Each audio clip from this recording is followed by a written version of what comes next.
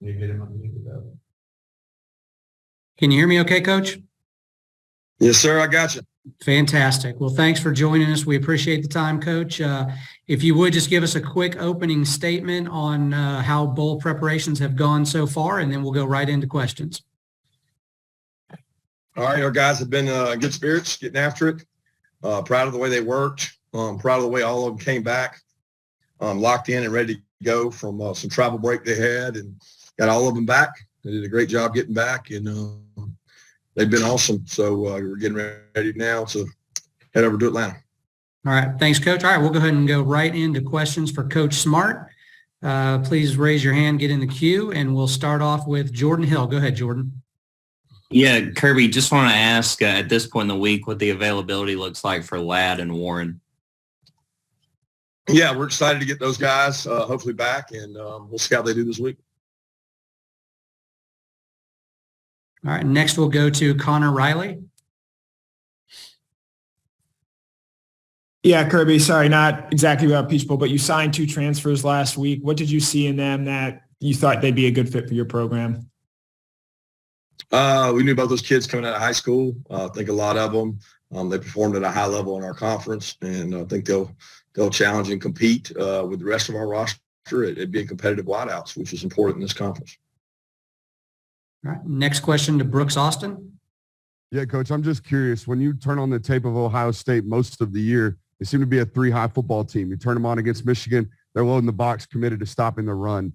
I guess which defense are you expecting to get, and how do you prepare for both? Well, I expect to get a little bit of all of them. You know, some of that will be probably determined by what personnel we're in and how we use our guys. You know, we've got 3-4 really good tight ends, and we hope to be able to use those guys in this game. And a lot of that's going to boil down to how we play and what we do and try to dictate to them. They've got a really good defensive football team. They're very physical, done a great job dating back to the Oklahoma State days, and very good, aggressive, multiple package on defense, you know, where they give you multiple looks and things. All right, next we'll go to Joey Kaufman.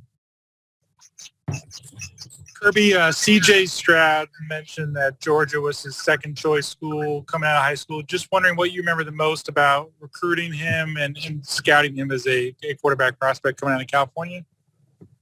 Yeah, I loved his mom, man. What a tremendous woman. She's awesome. Went all the way across the country and got to sit in his home and visit with him. And, you know, he has a really good disposition about him. He's not real high, not real low, not real emotional. He keeps a really level head, which to me at quarterback is one of the, you know, the number one qualities you can find. And he came on a visit to our place as well and got to see him at the Heisman. And he's just matured. And to see him grow, he's always had tremendous arm strength and touch and velocity on throws. But he's become a complete quarterback there in their system. All right, next question from Zach Klein. Hey, Kirby, I know you try to keep everything the same in terms of practice, routine, schedule, but do you look at these extracurricular things, the MLK visit, for example, as an important or a necessity, part of a bowl week, or more of a distraction? Well, I think it's part of the bowl process, and this you know, the merger is unique between CFP, the playoff games, and the bowl games, because the bowl games have their traditions, have their beliefs, have their sponsors, and those traditions are very important to the bowls. I mean, any of the playoff games that you can play in, even with them rotating, they have bowl traditions. I went to those bowl games as a coach or a player a long time ago, and they started those traditions. So their traditions are important to them. The playoff and the meaning of the game is important to them too, but you have to balance the two. You know, you got to make sure your players understand this is my off time, and they have activities that are scheduled, but we also are here for a purpose, and it's a business trip. You know, it's not just a joy trip, and the balance of those two is important. So I look forward to the activities. You know, we had them last year at the Orange Bowl. It's important to get your mind off of the game at times, and those activities allow you to do that. All right, next we'll go to Bill Rabinowitz. Kirby, you obviously have more than just one good tight end. You have two, multiple ones. What kind of pressure does that put on a defense, and how special are yours? I think it's just different. You know, so much of college football now is 11 personnel. So when you play 12, it's always different from a defensive perspective because you know what sets they can make. They can be a little more multiple, but you probably lose some speed when you do that. And that's probably what makes ours different is we don't sacrifice a lot of speed from 11 to 12 like some teams might. And, to stretch the field vertically and horizontally, you need speed. So 12's been a good personnel for us this year. We're excited about 13. We got some guys that, have been out through this bowl process that's given us a chance to work those guys. So it's a good opportunity to get your best football players on the field. And I think you have to do that. All right, we'll go next to Chip Towers. Yeah, Coach, we may have addressed this with you, but if you don't mind, Chris Smith, it just seems like the example. He's from right there at Hateville Charter, not too far from where you guys are.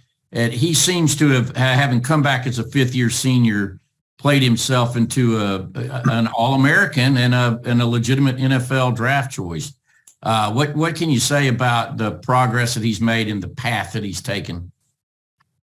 Yeah, really proud of Chris and his growth. He came in as a really astute, tough, competitive, fiery, just competitor. And he's grown into this incredible leader. I think through his passion and his competitiveness, he hates losing at anything.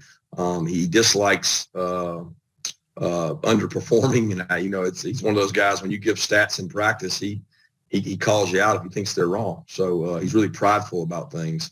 But he's a product of our development, and he came in and has really blossomed into a really good safety prospect at the next level. And just proud of the work he's done. I mean, he's a great example of if you stick around and grow in this system, you can be really good. And a lot of his buddies and friends left and moved on, and he stuck around, and it's proven to be worth it, just like Devontae at Jordan did.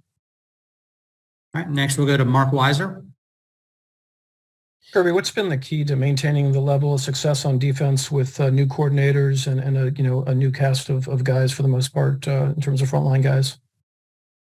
It's just culture.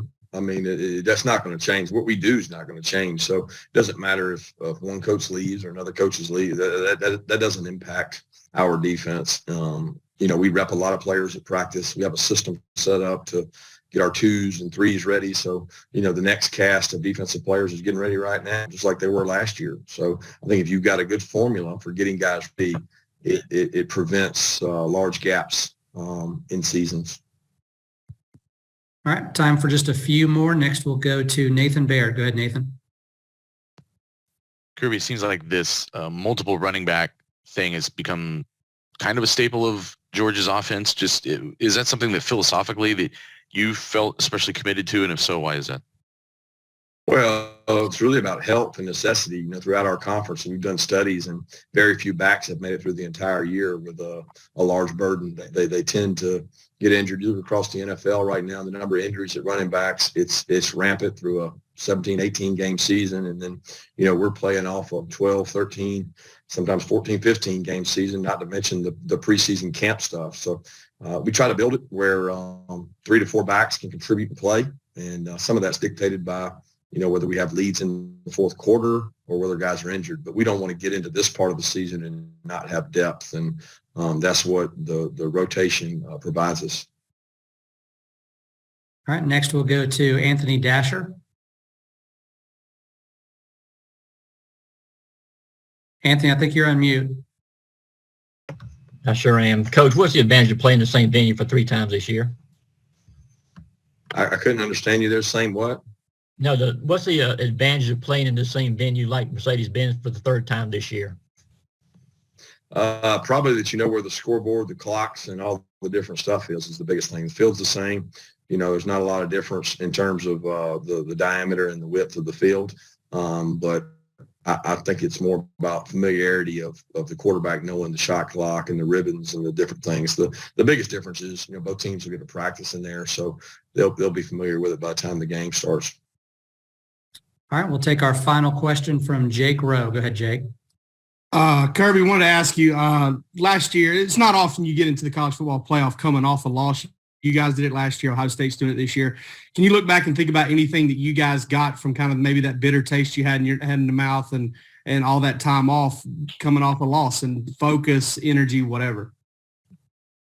Yeah, it recentered things. I think you recalibrate and you look back, and sometimes the reality of your weaknesses pop up a lot more in a loss. We like to say, why do you got to lose to learn?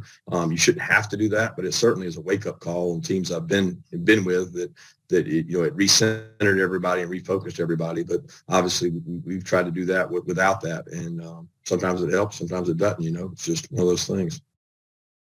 All right. That's all we've got for you, Coach. Thank you very much. We appreciate your time.